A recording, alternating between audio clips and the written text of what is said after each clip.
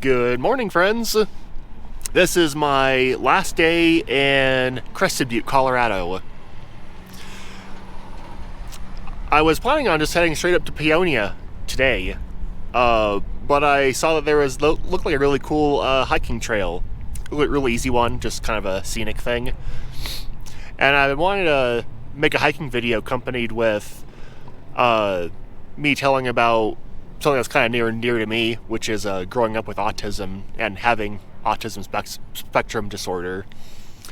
And I figured it'd be kind of boring just to make a talking head video about it, so I figured it'd be really fun to make it kind of as an accompanying thing along with hiking. And there's this hiking trail that we're going to be going on today really focuses on meadows and wildflower meadows. Crested Butte is known as the wildflower capital of the U.S., so it should be pretty impressive. And from the pictures of the trail that I've seen, it is very impressive. Gotta say, it was really nice spending the nights in Crested Butte. It was so nice it not being so dang hot all the time in the back of the truck.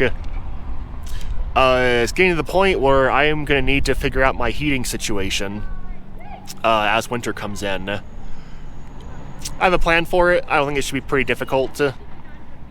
So here's hoping it goes off smoothly.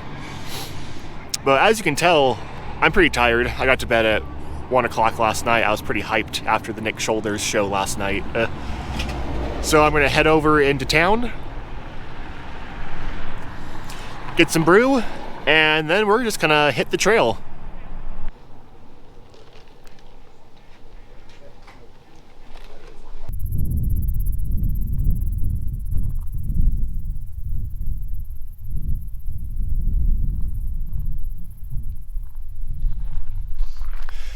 This loop that I'm on today is called the Lower Loop, and it's super easy to get here from Crested Butte. It's less than a mile away.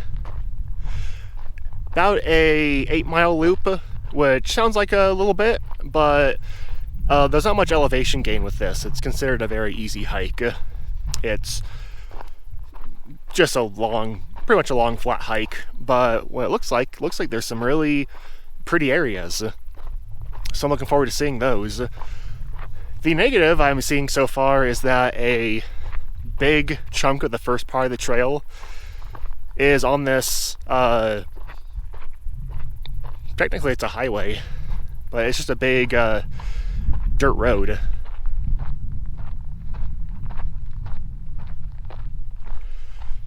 So I think I'm just going to put the camera down until we get out of this, unless there's something particularly pretty to look at.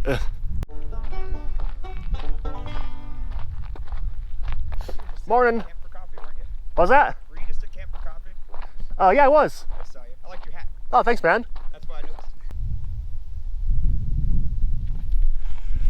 All right, we are now on the actual trail. Only took 25 minutes. So getting into the main topic that I wanted to talk about while doing this trail is my experience growing up with autism. I wasn't diagnosed until I think I was 17 or 18, so I got diagnosed pretty late compared to a lot of people. And my guess is that because mine is not very severe, I can function just fine, pretty much.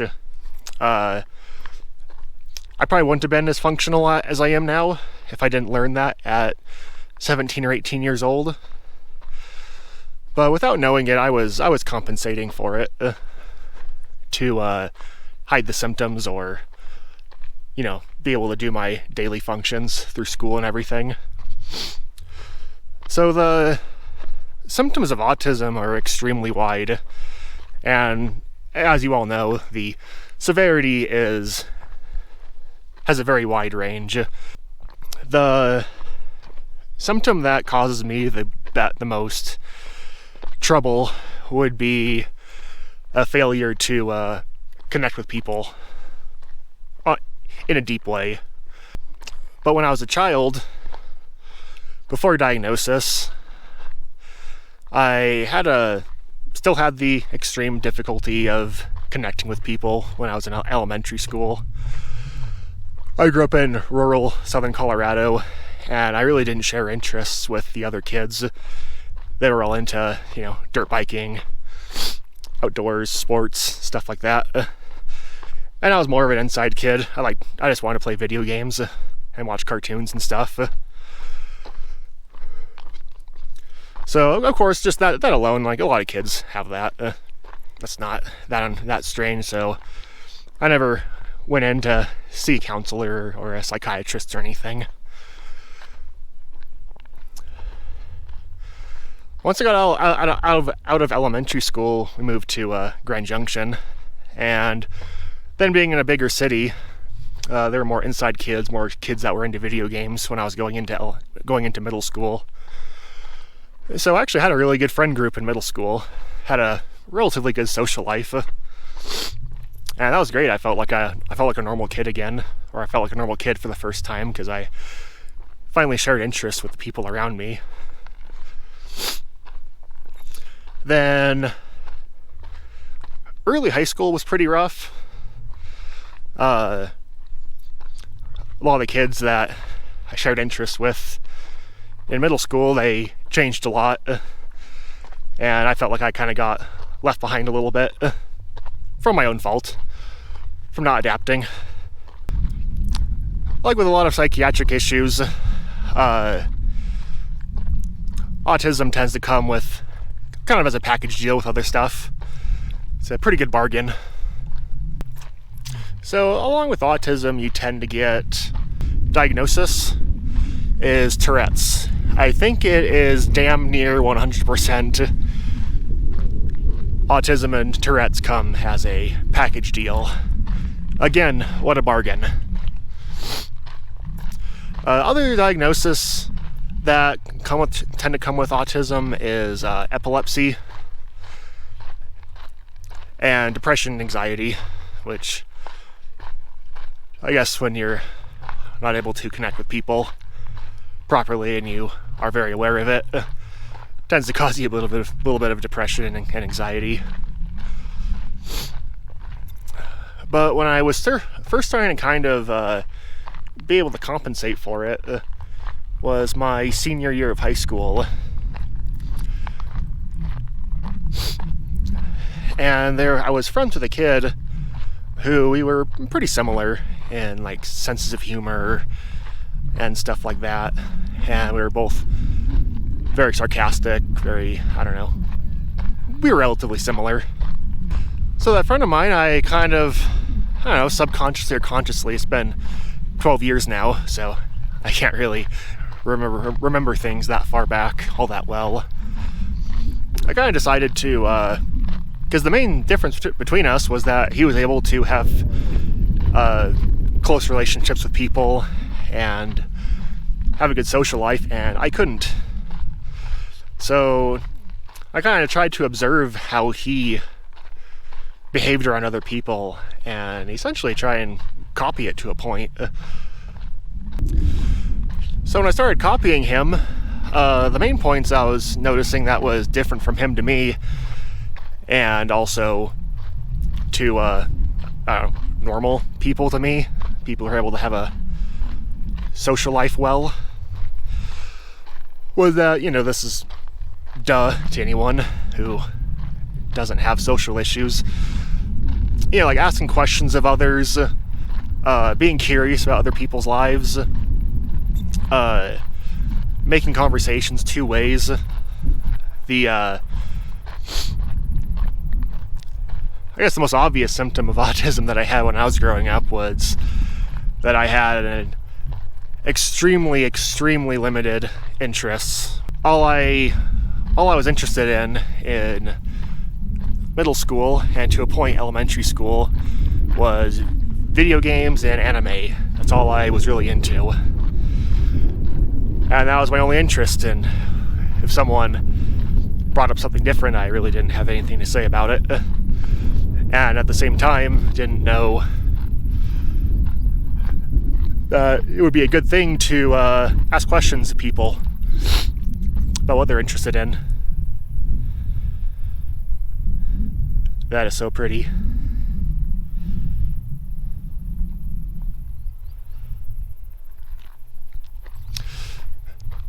And I just never had the thought of really asking people about themselves.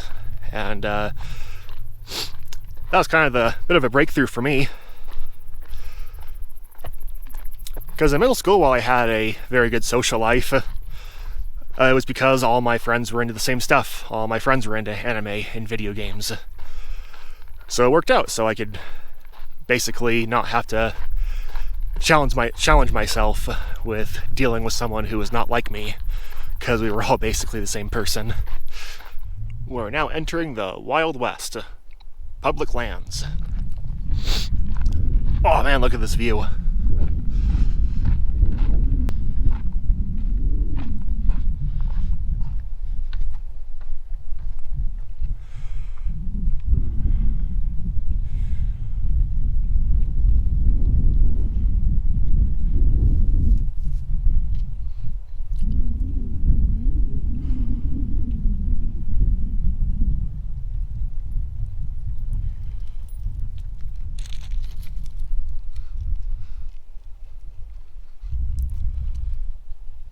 Oh, there's a little offshoot that's off the main trail right here.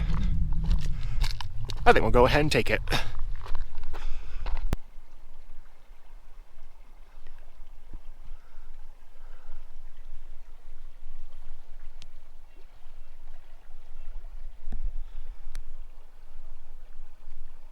I keep on seeing these plants that have the really similar leaf pattern to weed, but it's September, so I would think that it would be blooming by now. And when I rub the leaf, there's no scent. Huh. Future me, look into that. Try to see if you can find out what plant that is, because I have no idea. That's the exact leaf pattern, but they're so short. There's no scent, and they're not blooming, even though it's September.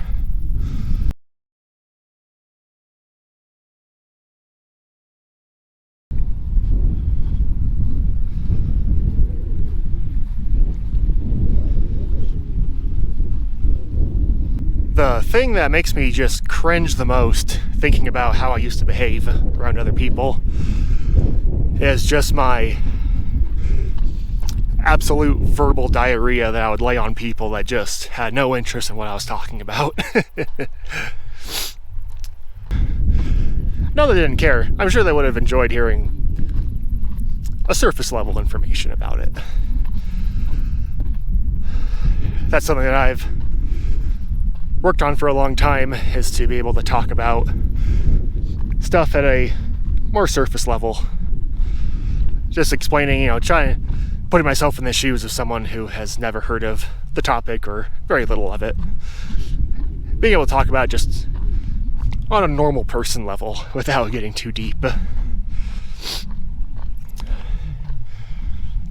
then at some points, I can kind of overcompensate in that area.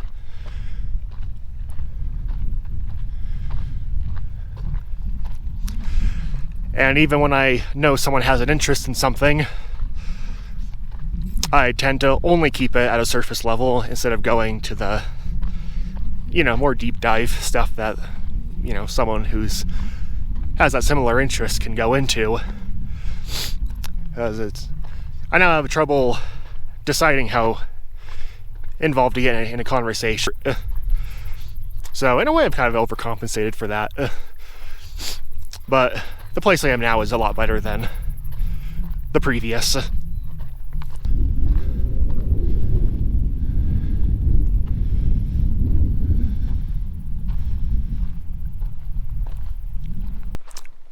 Here we go. Now it's getting nice. Frankly, that lower part was kind of disappointing. I didn't care for it very much. If you're not from a mountainous region, I could see you enjoying that. But if you're from a mountainous region, it's kind of a slog. I have a feeling that my recommendation is going to be just do the, I'll show a map afterwards, but I think my recommendation is going to be just do the top part, the northern part. Put the map right here.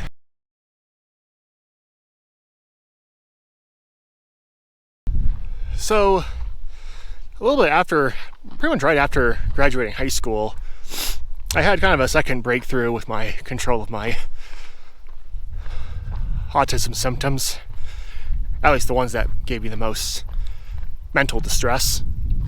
That was, I had a good friend in late high school when I was going to college and high school at the same time. And she was really, I made a friend and she was really social, went out and partied a hell of a lot more than I did, which for me it was basically zero. And she took me out to some parties and had a bunch of new experiences, which were really good for me. And yeah, she got me around people that I would have never ever been around. And by people I don't mean singular, I mean types of people that I would never be around. It was, frankly, I was a pretty hateful teenager. I thought everyone was stupid and I was a genius, of course. So anyways, I got around people that I would have usually considered to be idiots, and I don't know, frankly, with my mindset at that time below me, people who I would have previously thought as being below me, but got around them, and with that, along with that first breakthrough, meeting that friend who I was able to learn some social skills from, I was able to be around them and enjoy being around them, and we realizing that we were more in common than I thought that we were.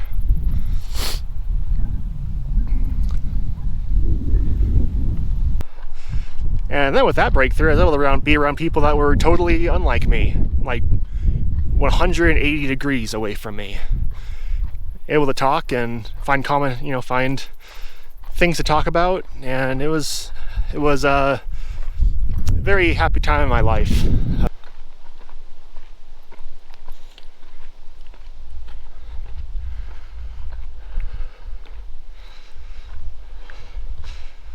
Oh man, here we go. This is what I was expecting from this trail. Yeah, definitely skip the lower part. Do the upper part. It's called the upper loop, I think. And skip the lower. The lower is a bit of a freaking slog. And you're for a good portion of the trail, you're on a road with cars and stuff, which is a major bummer. So I definitely just do the one half of the trail and treat it like an out and back. Way prettier that way. My last point I wanted to make on the topic of being on the spectrum is some of the great joys I've been able to have because of it. Oh, that's pretty.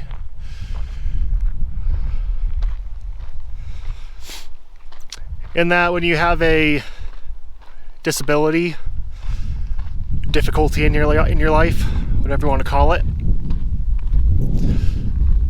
is the opportunity to help people that are on a different in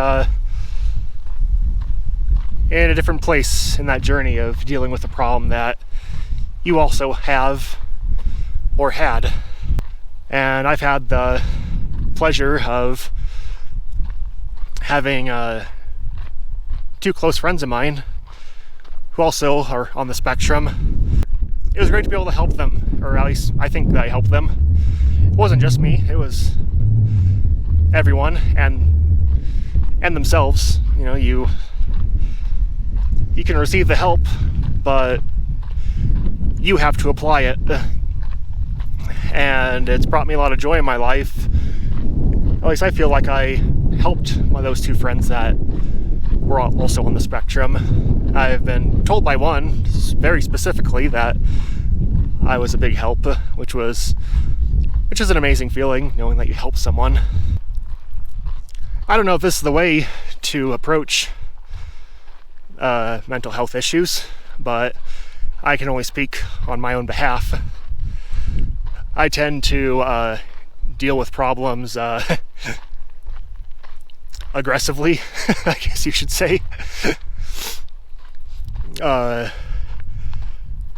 pretty hard on myself, maybe to a fault at some points. I kind of dealt with a lot of my problems by saying, basically, you shouldn't be like this, and you should be able to be like you should be able to at least compensate for your problems to allow you to function as a normal person.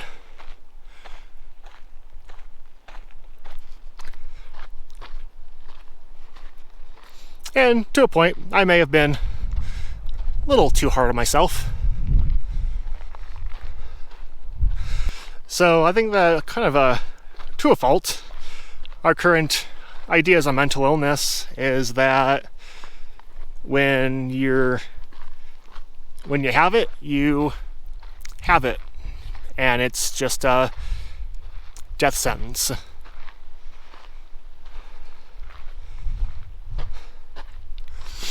Which I think is a very poor way of looking at it. The way that a lot of people treat their mental illness is not healthy. They wear it like I don't know, I feel like this started happening in like 2010-ish. I don't know, that's just my experience. That's my personal opinion. Is that they wear it like a badge of honor almost. But really, you can really help yourself a lot. There's a lot of things you can do to get your mental illnesses under control. It's not a death sentence.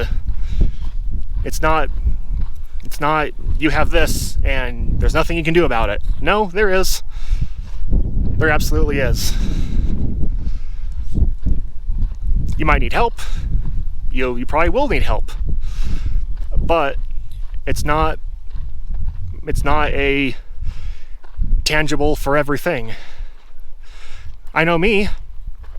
I am not doing a lot of things that could help my depression specifically. I get out on these adventures and stuff, and it includes exercise and getting out and having new experiences, which brings me joy in my life.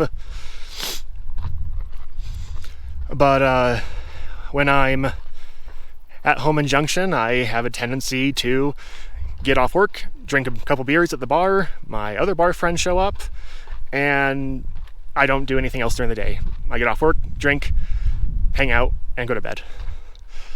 That's not doing me any favors and helping me feel better. Pretty creek.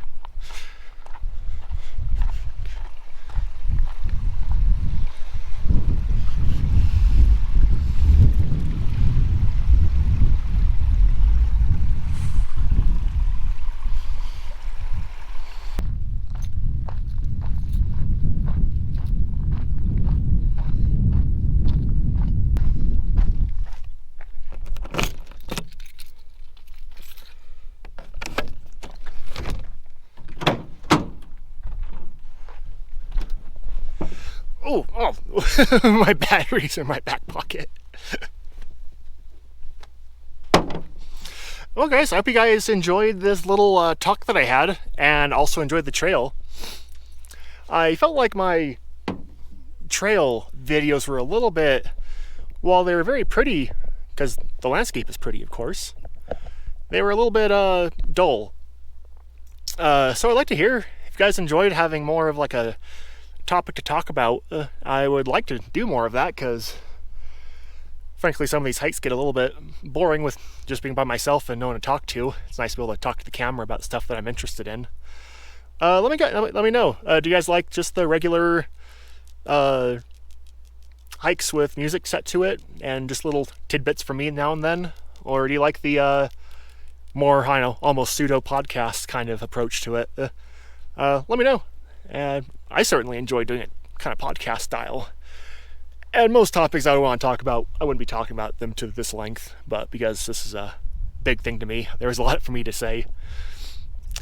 Anyways, I am going to go to Peonia right now.